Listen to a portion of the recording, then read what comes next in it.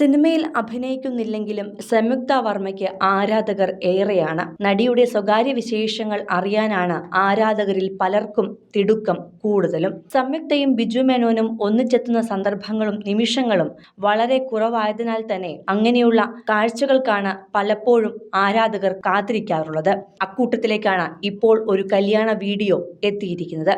കുടുംബത്തിലെ അനിയത്തിക്കുട്ടിയുടെ കല്യാണത്തിന് വിളിച്ച് ട്രെൻഡിനൊപ്പം കൂടുന്ന സംയുക്തയെയും പിന്നിൽ നിന്ന് ആർപ്പ് വിളിക്കുന്ന ബിജു മേനോനെയും വീഡിയോയിൽ കാണാം. പച്ച പട്ടുസാരിയിൽ സുന്ദരിയായാണ് സംയുക്ത കല്യാണത്തിന് എത്തിയത്.